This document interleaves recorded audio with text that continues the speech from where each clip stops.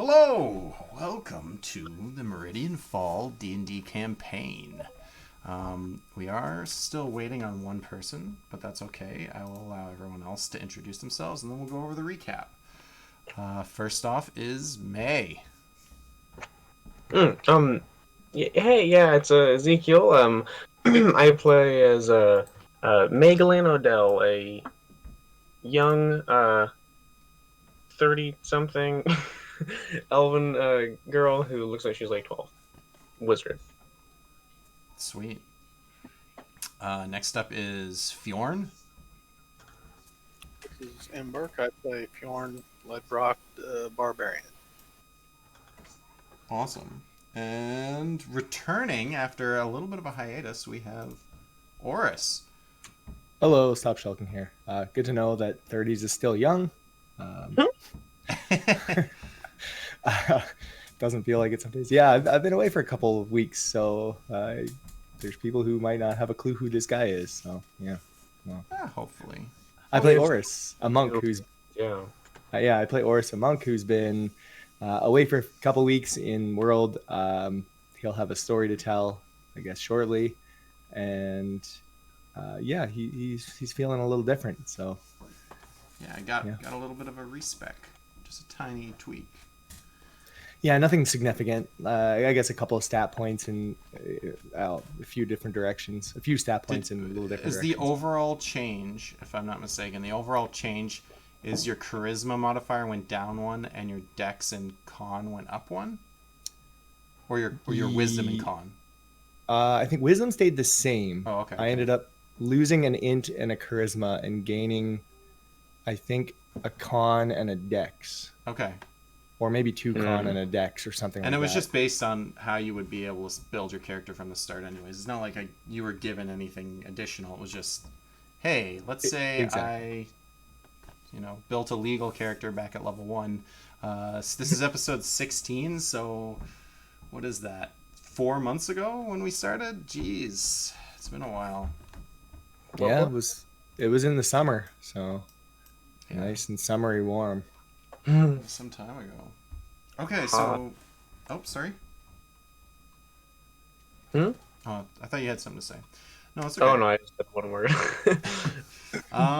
We will go over a quick recap of what happened last episode, which will be an entire recap for one of our players. Something's going on my face here. This is why it's better if you don't have a cam. You don't see yourself. So they have made it. This is obviously not where they are. This is just a placeholder because Ezekiel. Yeah, people like missed last episode. Like, wait, did they go back? Yeah, no, May just had never experienced this camp, and we were talking about it, the old war camp, so I had it up. And it's probably better than like the temple because they're in a town at least. So you're in Elwayne, an elvish city. The EL at the beginning, for anyone watching, or maybe I don't know if Oris would have been around for the explanation, but the EL at the beginning means that there is a temple to Ava, the god that the elves here worship, in the city. So if there's a city without, it'll just have like a regular name, and then you get the EL dash title at the beginning of your city name. Your name? Yep. If they have a Temple of Ava. So you know that they at least have that here of all the Hello? things. Hello? Hey. Is that our fourth player entering the arena? New challenger approaches. Can you not hear us or? I think he's just working out some technical issues. That's okay. Well, I'll continue to do the recap. So you guys, it's been a few days since Oris has been gone. So he left, and then you traveled for a day, slept, played a day, slept, played a day, and now you had another long rest, and we'll be coming back after that long rest. You guys are in a tavern called the Greasy Goblin, which I think I originally wanted to call the something else, and I accidentally said Greasy Goblin, and I just stuck with it, and I was like, okay, it's gonna be Greasy Goblin now. And I believe the day before, the biggest thing you guys did, other than talk to people, learn about stuff. You spoke with the Black Fang, you spoke with Whimsy, you spoke with Clementine a bunch. You also spoke to the Temple of Ava, just basically gathering information. And then you finished your day with May doing some study in the library, the main library in the city, and the other two party members doing respective oddball jobs, one working at the academy training the soldiers, the other working as the entertainment in the very tavern you're staying at, because the other tavern does not allow him in anymore. And you guys made a little bit of gold off that. It's not a lot. Downtime money making is never really that... It's way better to be adventuring than it is to be... But yeah, I guess our other person has arrived. If you want to introduce yourself, Blanford. Hello, I'm Falster, and I'm playing Blanford Knitfable, or Zalzima Smartall, or whoever I am today. I'm not sure. I think I'm Blanford today. Might change. Who knows? Blanford sounds good. I like that. Let's be Blanford today, and we'll worry about... Questions of identity later. Who knows? Yeah. So, and now that everybody's back and everybody's here, I think we can start today's episode, and it makes sense that Oris wouldn't be fully aware of all the jobs and quests and stuff you've been offered, or even who really Clementine is. She's kind of a key role player that you guys will talk to and get to know. So I won't recap everything you guys learned yesterday, because I have a feeling you guys will do that. So, the three of you, Blanford, May, Fjorn, you come out of your night's rest, you come down from the tavern, and waiting there at a table for your morning breakfast or whatever is Oris, and he's sitting there, and he looks like he's been in the sun a bunch. I mean, you all were the last bunch of days, and he's darker skinned to begin with, but I mean, it looks like he's been doing some training, like he looks slightly swoller maybe, and you notice that he has some kind of new, you weren't used to him wearing this sash around his waist with some kind of elven embroidered on it. Don't ask me what the elven says, because I know most of you speak elven. I'm not going to tell you because I did not decide. I just know that it's something cool. It says these are elf words. Yeah, it says the DM hasn't decided yet, but in Elvish. It says noodle soup. Yeah, it says send nudes, actually. Noodle soup. Hell.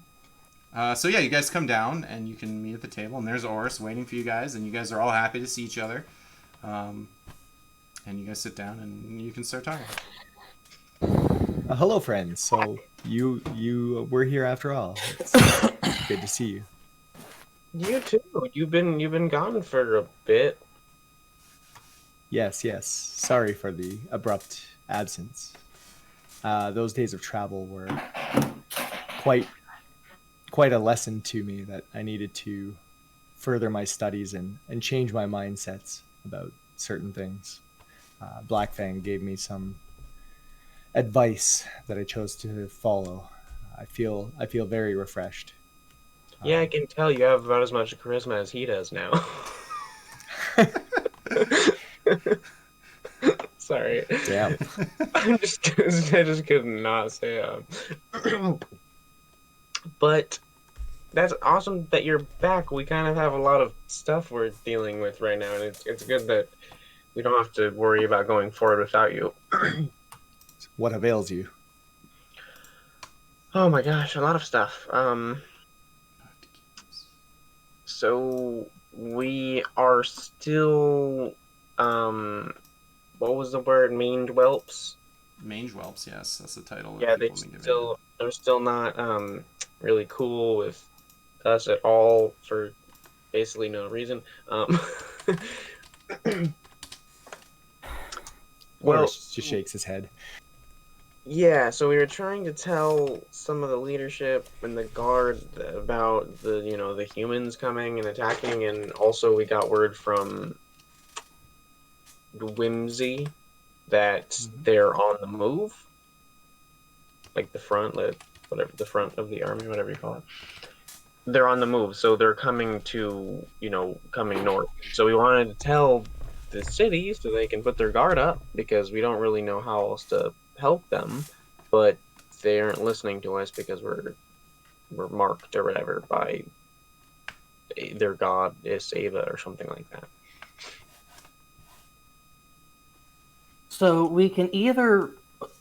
So our options are get rid of the mark by doing, or the options that the priest gave for getting rid of the mark are not things I'm particularly interested in.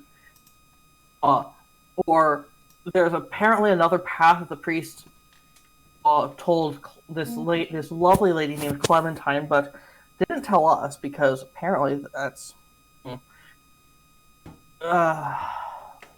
You I'm not guys gonna try to actually, figure that out. sorry, you Wait, guys, what? just as you mentioned Clementine's name, the three of you that are more familiar with her, I'll kind of actually for a second wonder why she's not here because she said that she's always there in the morning when you get up. So it just crosses your mind. You're like, oh, it's interesting.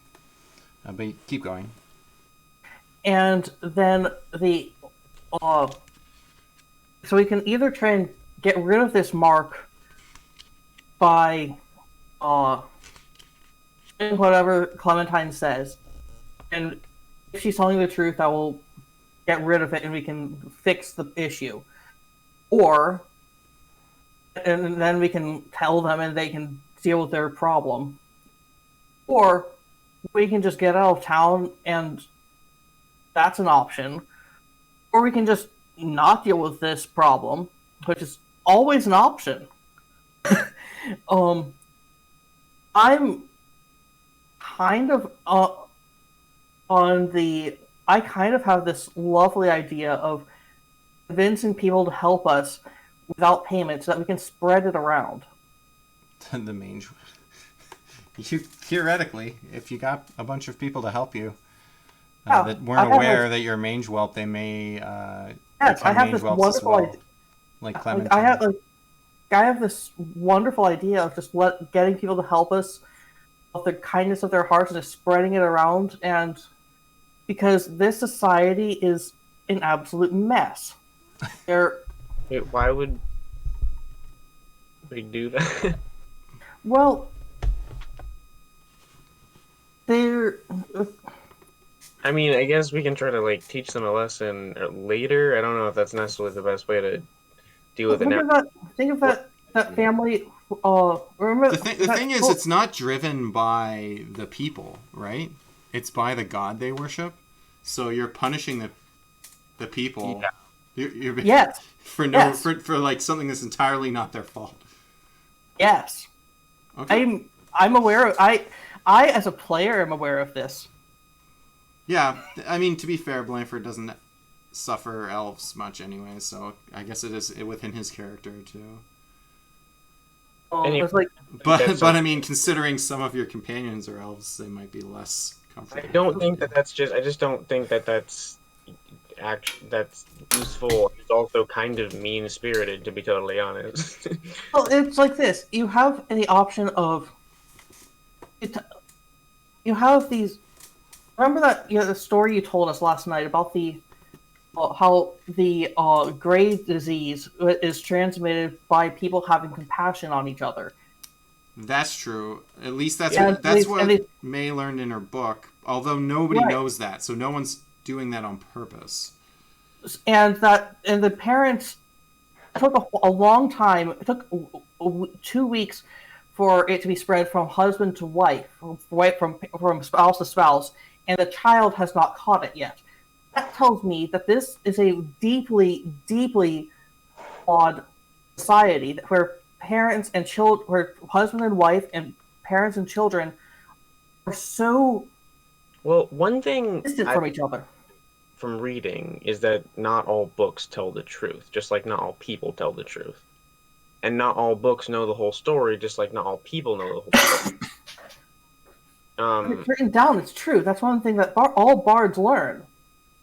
But I think that I think you're right that there's something seemingly flawed.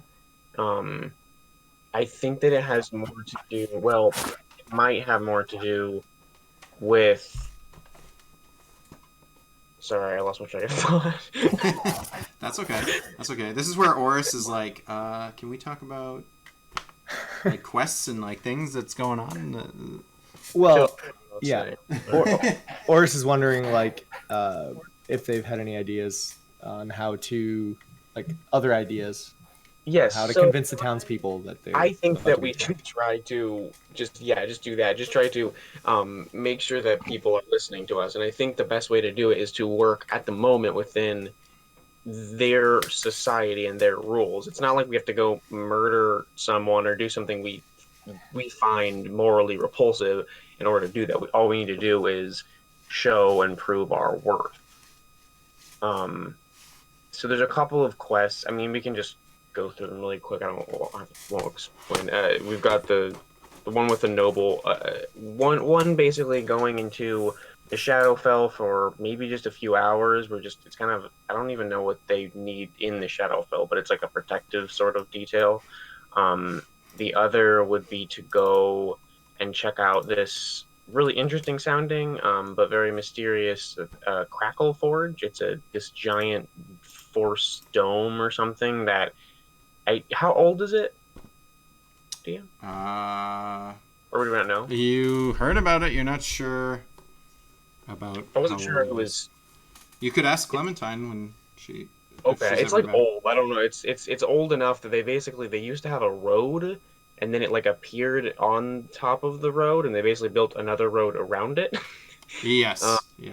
It it's was in a trade route, and then they just said, "Well, we can't figure this out. We're going to build around it," and now they just ignore this thing in the middle of a field. it sounds super interesting. I just am worried that it's something that would be difficult for us to. I mean, for time wise, since we're trying to, you know, uh, I agree that yes, it will take time. we can just beat up the Black Fang, which I think is the fastest route, but might be hard. My opinion is that the Crackle Forts will be time intensive. It will give us the most social capital overall. That's what we need most of all. So Maybe the fast. sorry. But Yeah. I don't think the other ones in social favor. It's just that they're arguably a lot faster. So I just wanted to add into this conversation to kind of get Oris up to speed. Most of these quests that they've been getting, they're getting help from an elven woman that they met the first day they arrived, named Clementine, and she's offered to like be your liaison. She's going to look for work for you guys and bring back the information. And at first, everybody was kind of apprehensive and thought maybe she was part of the Glue Milk or trying to do something nefarious. But she's not a very good liar. Insight checks don't take much to figure out her true intentions. And after a few drinks on the night they arrived, they learned that basically she has relatively low social standing. And she believed that by working with a bunch of cool adventurers, and if they were helping the town, that she would like get like splash damage, collateral damage type clout within the city. So she was doing it for personal reasons, but she's also helping you guys. And so if you meet Clementine, she's basically your job board, if you will. Well, She doesn't care that we're mange whelps, or does she not know? She learned about it yesterday. She didn't know. So this is something that they've discovered, and they'll tell you about this as well. I'm just going to kind of speed through it, if you don't mind. They learned about this the other day when they were speaking. When they went to the academy and said, "Hey, you guys, what the hell? You got to do something." They met another diviner who was similar to wearing the same equipment and whatnot as the Black Fang, and the diviner kept suggesting to the person that they were mange whelps and you should ignore them. And then the captain or whoever, the important person of the military, just decided to ignore them because they were mange whelps. And the assumption and the figuring is that somehow diviners, not only they have the ability to track large distances and all the other benefits that come with becoming a diviner, they also can spot mange whelps and like sense them, and they just know.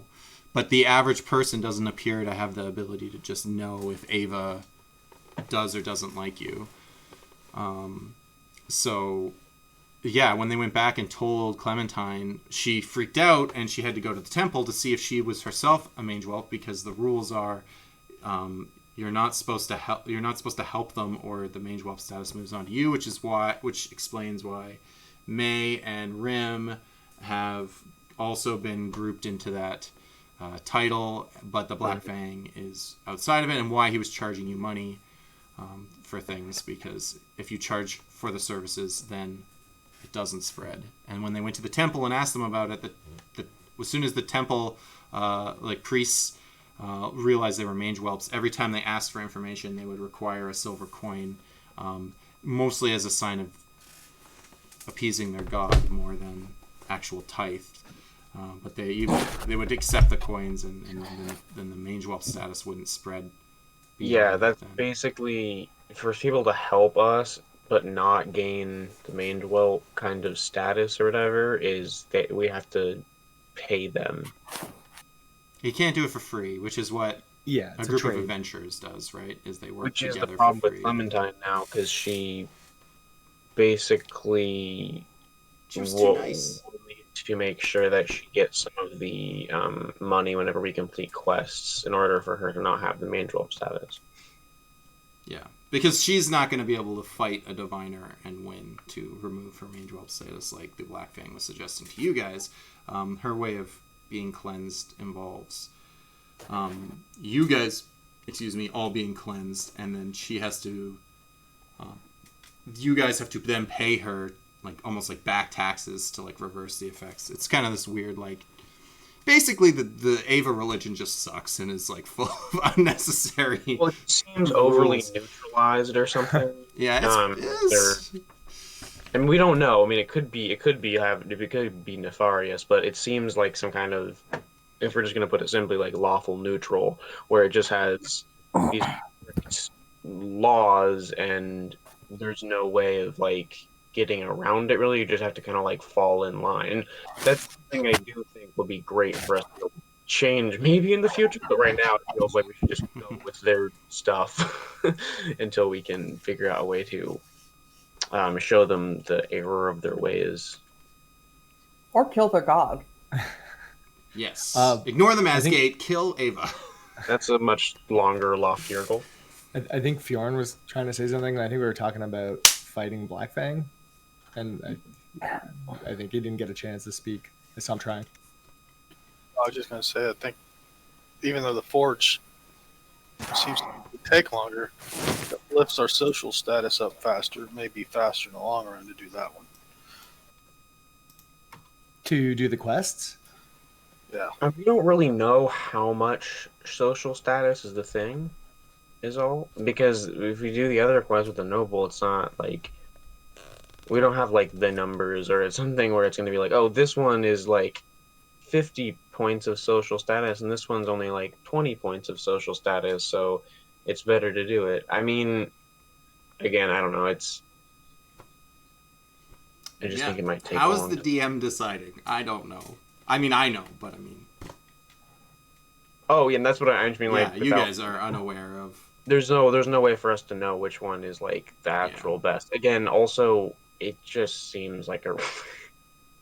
I guess we can wait to ask Clementine, but I'm pretty sure this thing is very old, and it also seems in a city like this, I'm sure there's been religious people and other types of magical folk who've tried to figure out the solution to this incredibly annoying dome thing.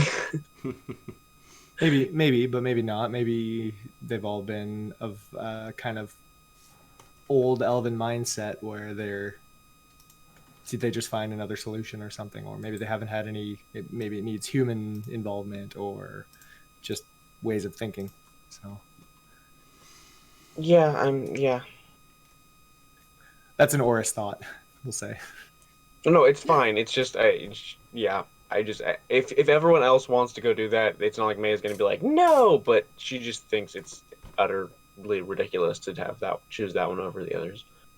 I think we should just fight Black Fang, to be honest. Now that there's 4 of you. Yeah, I think we can do that. I've seen Black Fang fight not even at full capacity, and Fjorn yielded fairly quickly, and we've seen Fjorn in one-on-one. He doesn't go down easily, so... Well, we've grown stronger, and also all 4 of us is better than... I mean, I can even have Rim join us, even though he's at the academy right now. By the way, outside of game, your character sheet says you still have a stack of exhaustion. Is that true? Even with 3 long rests? Now Yeah, you shouldn't. like, After last night, you'll definitely be out of. I feel like you were already. Oh, we didn't roll the dice because we didn't actually do the long rest. So can I roll those again? Oh, you wanna do the dice? No. Yeah, 'cause I'm curious, even though I keep getting freaking exhaustion because the DM hates. Oh, Okay, so because I really want you guys to play with those dice, and we were gonna do them last session, you guys decided not to, but we can definitely retroactively do them. That's fine. So although, Jesus, it's gonna really matter what happened. This could completely derail the. Guess what happened last night? We got hit by a meteor. I don't know. Yeah, so if you guys want to pretend last night that you did this before going to sleep, that's fine. Again, I strongly suggested the DM that before rolling the dice, you leave the city, do it outside the city, and then return to rest, which you would have had time to do because you had like 6 hours of downtime that you spent reading and like playing. You had tons of time. You kind of just burned through it. Yeah. So I have some more of the information, which is pretty cool. But we don't know exactly what happens whenever you roll both of the dice. Let's do this. But there's essentially like 3 or 3 for if you roll, like 3 good and 3 bad if you roll the regular ones. If I can just roll not a 5 or a 6, that'd be great. Yeah. How about you guys split the dice up one more time, and once Roll you one. I already told you guys that once you roll one more time with these dice, you'll have full knowledge of them. So maybe. Roll one. Yeah. Okay. I thought we only can roll one at a time.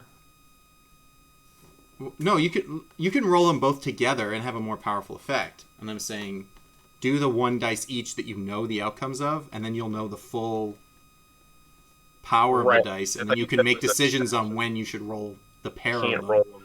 Can we roll them separately? Yes. Definitely, yeah. Like one of you can take one, and one of you can take another, and you can each roll one, like you did the very first time. Well, we could have done that before. I thought you said we can't do that. Oh, you can. It's just if keeping it in someone's inventory, like on your sheet, I'd prefer it to be one. Like you can split the dice up to use them, but don't split the dice up to carry them. Oh, well, yeah, that's fine. I'm going to I'll roll one, and you roll one. Yeah, sure, I'll roll. Okay, yeah. Are we going out of town to do this? Like Yes. we were This is the night before. We just wrecked Oh, Yeah, they had a lot of downtime. So this is before Oris showed back up. It's a 3. Oh my freaking god! Okay, so 6 is a snake, which does sap your energy for the 4th time, I want to say, and gives you your point of exhaustion. I can't remember if you had any that day, though. No. I already had exhaustion. So, okay, so you're still back at 1 total exhaustion, which is insane. I have 1 exhaustion. Sorry, Fallstar, you said you rolled a 3, but you didn't roll it in the... 3. Do you mind rolling in the... Oh yeah, you didn't roll in the thing. In the roll chat? 20. I'm going to be a little stricter on that, just because I've seen some of my... I've played in a couple of games now where people are rolling on their own screens, and then they're like taking screenshots and stuff, and I'm like, well, what do you... You can just roll in the thing. You don't need to roll. Yeah, just /roll space 1d6. There's a dice icon on the top I'm left. not. Yeah, And that's if you true just as click well. D6. That's true, yeah. It's in roll 20. You can just click the d6 dice. I did, but Oh, it's God. not. Mine doesn't count. I was just. Oh, Suck okay. Yeah, yours doesn't count. Mine go through? No, it's just go. You can just do it In roll 20. Just do it in roll 20. Don't do it through. You know, it's not necessarily a single die. There's on the top left, there's a toolbar which has like an arrow, a ruler, a magnifying glass, and a d20. If you hover over it, it opens like a bit of a grid, and you just click, I did. and you click the d6. You can also do /r space d6. It's very simple. It goes immediately when you click it. Like it's like 0. What do I type to roll? What? What do I type to make it roll on Discord? No, you can't do it on Discord. You gotta show it on the. You gotta show it in the What do I type? Show it on the stream. Hard. What do I type to make it? What do I do to make it roll? Because it didn't transfer over. Are you in the Tuber Tuggers crew thing or whatever? Yes. It says he is. Just send it's right there at the bottom /R space D6. There shouldn't be any transfer over. Now It's it's in the app. possible that I've had people glitching up with this before, and then they had to like refresh the page or something like that. That's possible. No, it's with a space, like /R space D6. Do it in the chat on Roll20, not in Discord. Are you in Roll20? Yeah, it says you're in Roll20. Yeah, you do Yeah, you do that you just wrote in Discord, but you do it in the chat box in Roll20. In Roll20. Sorry, You're I right. didn't know that. Yeah, /R. Because the Roll20 stuff is showing up on the stream. Exactly. Finally, we got there. Oh, but it's still got But you rolled a 5, so yeah. For some reason, these dice are insanely greedy, and they just keep draining you and giving you exhaustion. Yeah, when I rolled on D&D Beyond, it gave me a 3.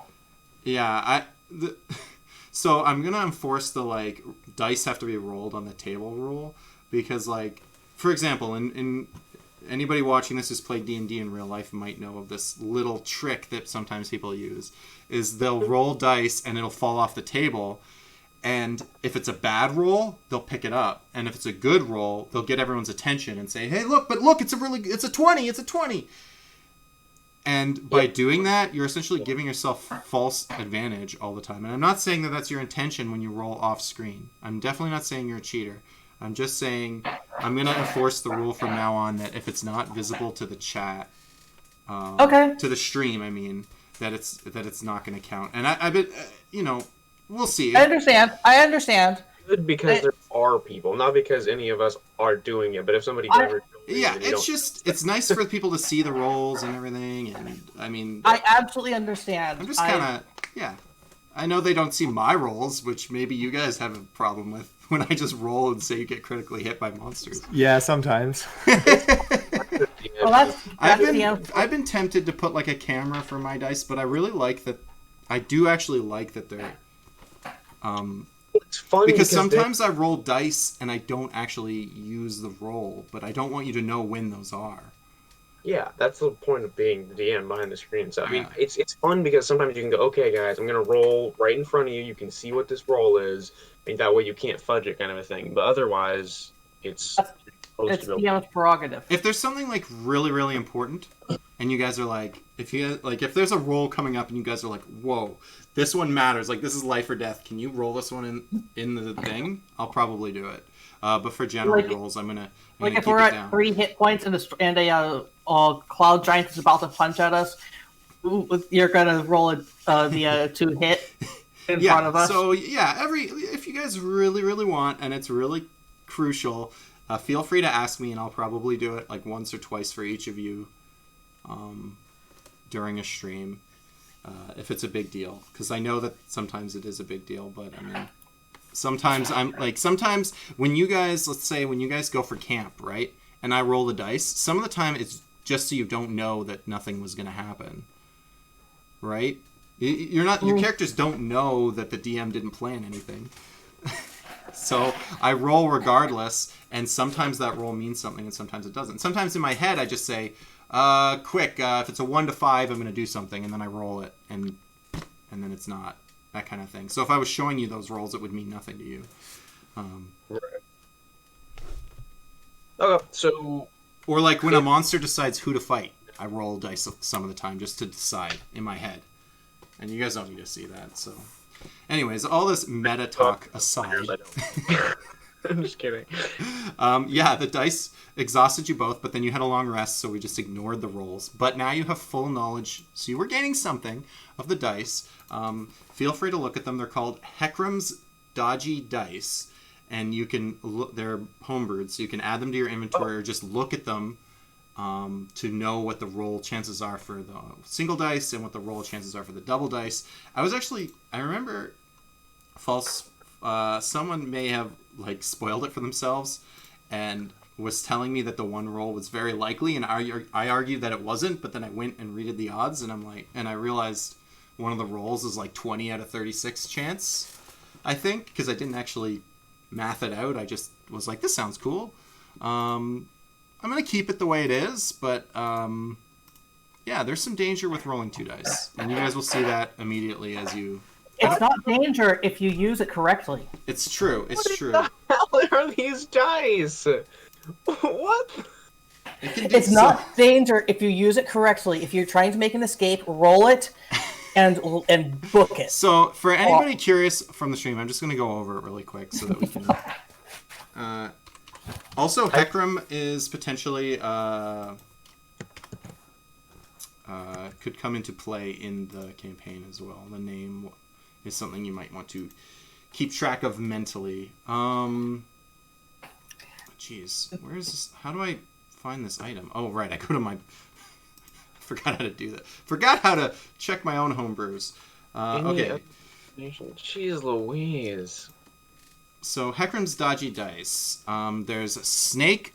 One of them is a 6-sided die with different iconology on it. There's a snake, a lion, a dragon, a crown, and 2 skulls. You can roll them either by themselves or you can roll them together for a stronger effect. Now, if you roll them, they already knew the single effects. I'll just go over the stronger double effects. If you roll doubles of something, so if you roll double crown, you get 30 platinum, which is a lot of money. If you roll double dragons, you get a necklace of fireballs, which is a powerful magical item, which has a random number of beads on it. Basically like 6 scrolls of fireball at your disposal. Double lion gives you 3 potions of greater healing, which is probably the weakest of the beneficial ones.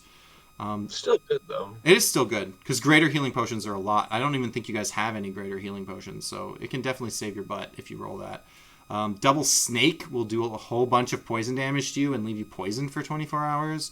So if you do it maybe at the after a long rest, like I feel like the single dice are really good before a long rest, and the double dice is good for right when you're fresh at the beginning of the day.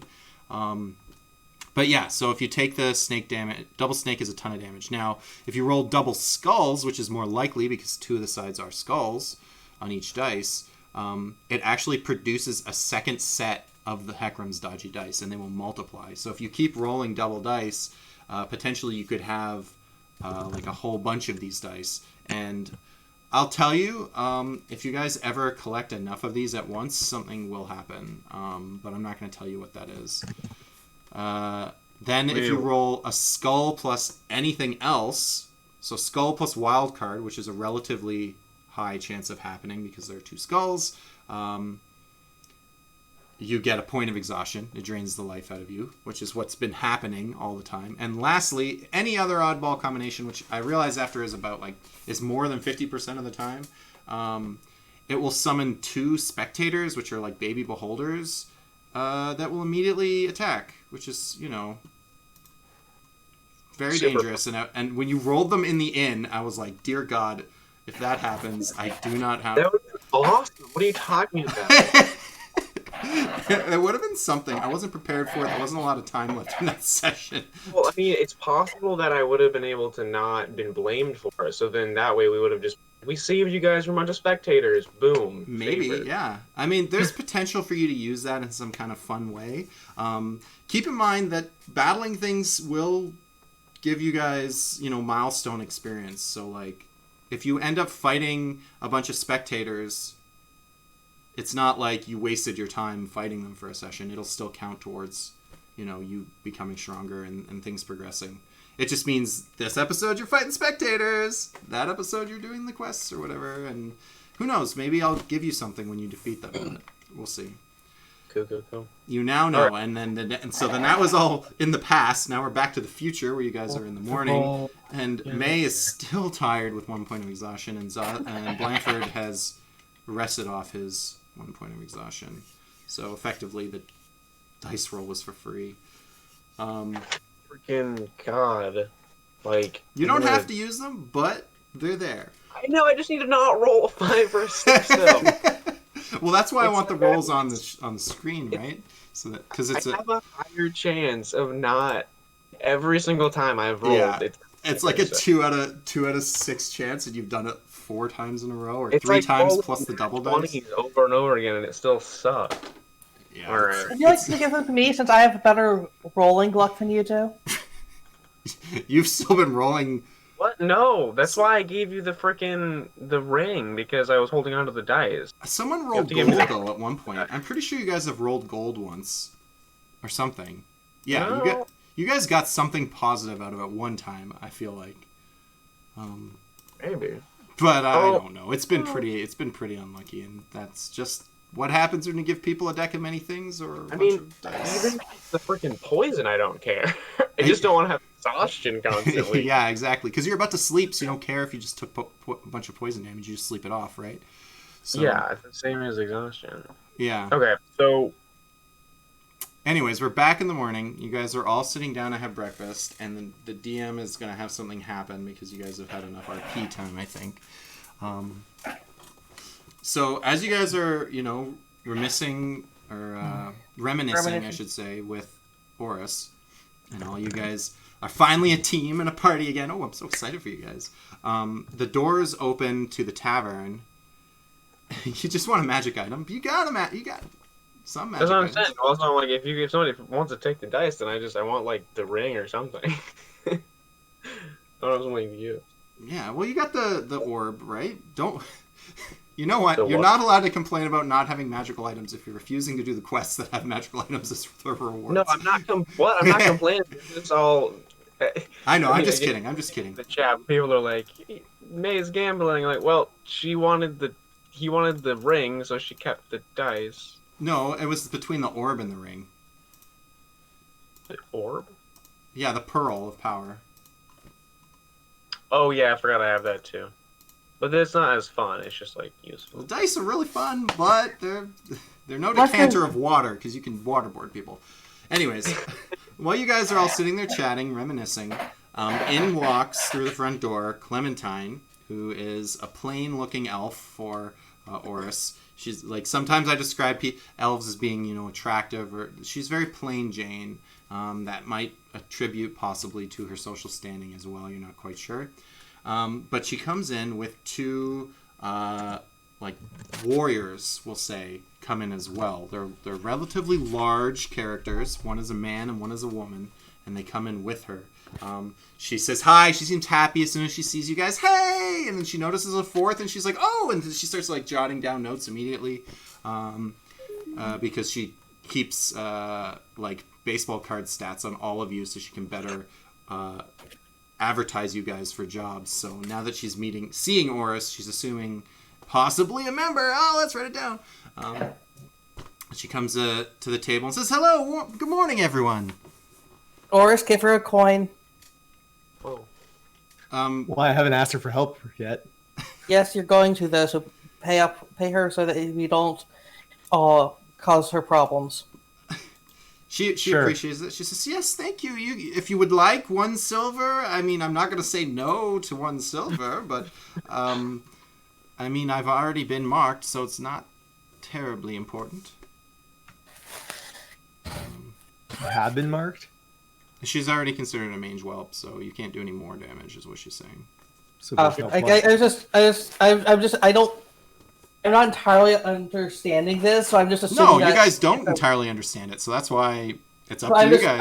I'm just out of abundance of caution for the people who are actually being helpful to us.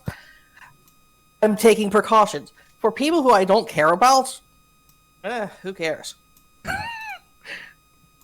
Okay. Yeah, Okay. I don't. I So don't know then who are this you lady offering is, the silver, so- or does Oris have to pay it? What's up, Clementine? Why are you here? Hey, yeah. I just wanted to let you guys know, assuming that this friend of yours is an adventurer like you, he looks like he can do He's some a- damage. Why are you here with guards? She's admiring your physique for a moment, and then she snaps out of it. Yes, I brought these two employers, and you notice that the man he has a large great axe on his back, and the woman has a large great sword on her back, and they nod. Yes, so these two have asked for your attention. Their boss has asked to see you. And I was wondering if you were willing to do it. They're willing to pay you up front just to come and visit. And then they'll pay you more for whatever job. They refuse to tell me more information. This sounds lovely. I love payment up front, and I love secrecy. They even offered to pay my fee on top of it, so you don't have to worry about giving me a percentage of this one. What? I guess I'm gonna look at the people and be like, "Can you tell us what it is? What it is?" Can you guys... Someone other than May, because she's exhausted, can roll me insight, please? I can do. Oh, that I have to do on the thing. Sorry, I forgot. I have a D20 First, plus I 4. usually just say first one to roll it, and it's whoever hits the board. I'm gonna just go It's with. there. A There's 21 insight. Okay, so I'm gonna just message. I'm not used to doing it on here. I have to remember how to do it. No, it's okay. You did it already, so I mean, good job. I'm going to just message you personally a little tidbit, and you can do with it as you wish. So they just bring me.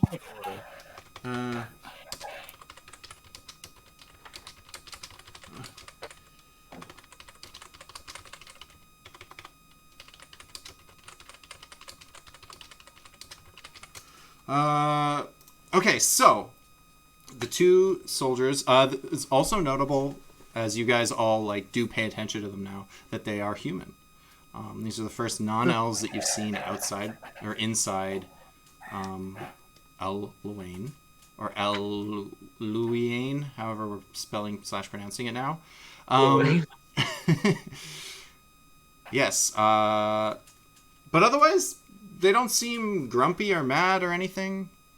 They're just kind of standing there. Did they respond to me, or? Sorry, what did you ask them? I just was asking if they could give any more information to us now that they're here. They smile, kind of a forced smile a little bit, and the male introduces himself. He says, "I'm Gordon. We will pay you 200 gold to come speak with our boss. He just wants to meet you." How far away is this? I'm sorry? Go ahead. How far away is it? Is it in town or? Yes. In general terms, what is the general type of work? Is this bodyguarding? Is this exotic dancing? Is this escort to somewhere? Is this Fetch quest. The two kind of look at each other for a moment as you ramble on, and Clementine speaks up. He says right now he just wants to meet you, consultation-wise. As far as finding work later, who knows? So this is just a consultation. I love it. Just money for a chat is always yes. If they're offering 200 gold just to chat, there will be an expectation that we are accepting the job, regardless, without knowing it. That's true. Can we speak with Clementine alone, maybe? They look at each other for a second. The woman reaches into her armor and pulls out a sack with probably a large amount of gold in it. You're going to guess close to the 200 that was offered. And she's just going to put it on the table. Yes, take your time, she says.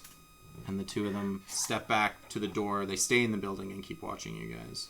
But it's just you guys and Clementine within earshot.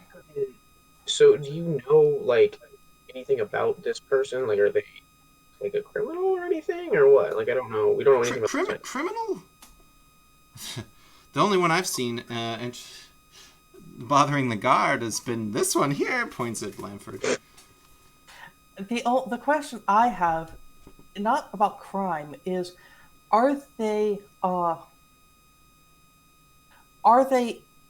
do they have why are they so interested in Oris? They looked at him like he was a hunk of meat. That was Clementine. I don't know. It could be that I didn't describe him, so maybe they didn't know there was a fourth member. And I mean, I'm excited. I didn't know there was 4 of you. They kind of talked about having a friend a little bit. She's speaking straight to Oris now, just right like almost looking too much into your eyes, I would say. A little bit too much eye contact. He just flashes a toothy smile. They mentioned that there was a fourth. I'm so excited. Yes, I feel like you guys just feel happier now, and I see you all together. I'm so excited for the work you might be able to complete now. So Oris wonders why they're paying us if we need to pay them so that they don't become mange whelps as well. So, yeah, if it's catching. Wouldn't it need to be the other way around? Or is it just you'll be we working give them for some them? back? You're asking about the rules of Ava. I understand. You're new to the city. You might not be familiar with our ways. No, it'll be fine. It's a contractually obligated job. Well, it's also possible that they won't pay us as much, but we still can do work and be paid for it.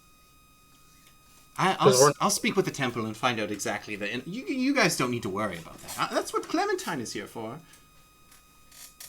Okay, because the options that the priest gave when I asked the priest were rather horrifying, and I thought about one of them in particular for a bit until I snapped myself out of it. See, Clementine, I just want to point out, sorry to interrupt. I hate to cut you off there.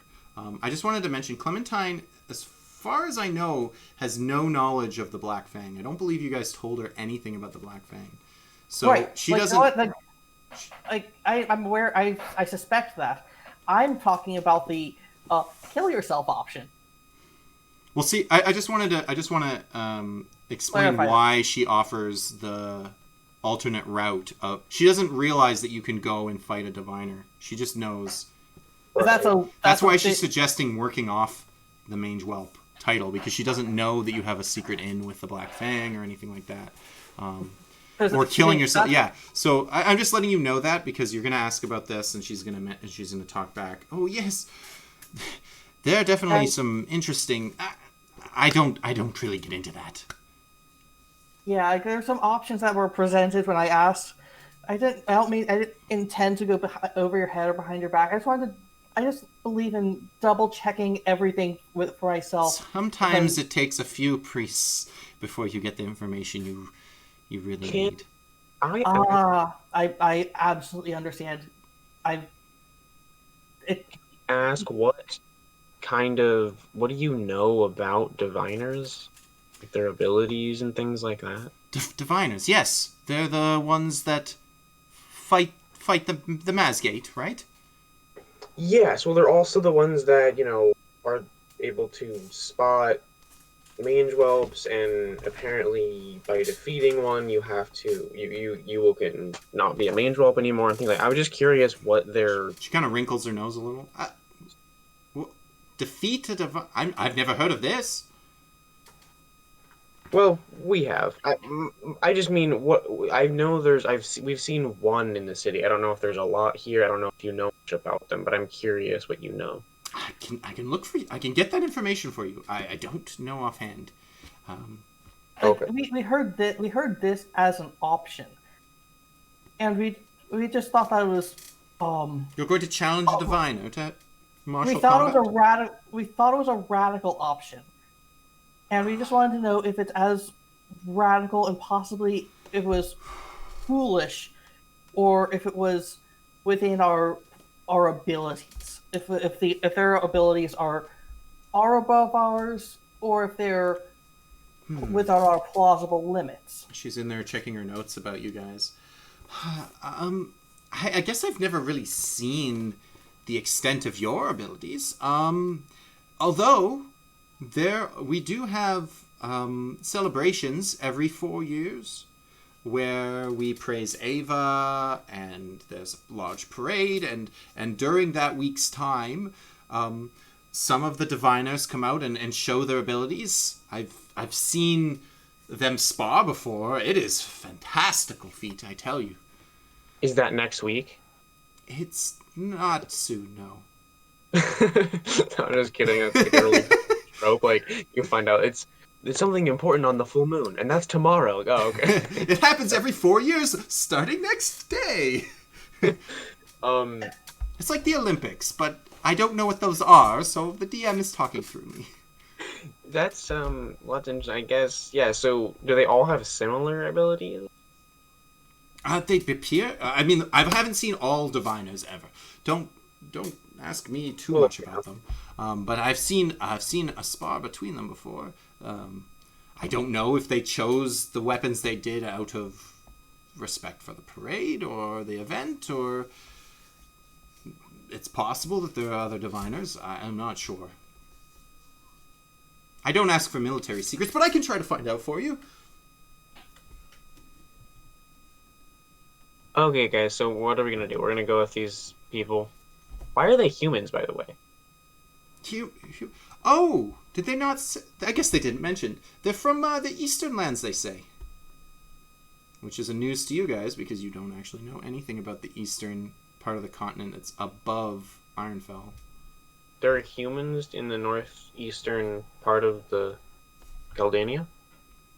I believe so. I'm not completely familiar with that area, but I believe there are humans and Is their master also a human? I haven't met him. I'll be honest. Okay. Well, I guess that sounds fine to me if you guys want to go. Oris is fine with it. Yeah. Guess so. Oh, excellent, excellent. Okay, well, they've asked for them to escort you, and I am to not. I hope that's okay. Yeah, that's fine. They asked for a little bit of privacy. That's all. You guys can tell me when you return. I'm very excited. Totally. Yeah. Thanks for setting it up. I guess. Excellent, excellent. Oris asks Clementine, as I guess as the group is getting up to leave, just sort of, he's not being private about it or anything, but he just says, "Do you have any ability to fight?" She starts fanning herself a little. She starts flushing a little. I guess she likes you. I don't know. I'm not really sure why the DMs decided this, but it's They happened. just shakes her head and rolls her eyes over. I guess by looking at her, I can probably guess it's a no. No. Still ask. I have no. It's not in my skill set. Thank you for asking. Very well. Yeah, she's not worth it, bro. I'm gonna step outside. Oh, he's more not asking her to like travel with us, but like if we were to fight to remove our Mage Wolf title, would that remove hers because she got it by working with us?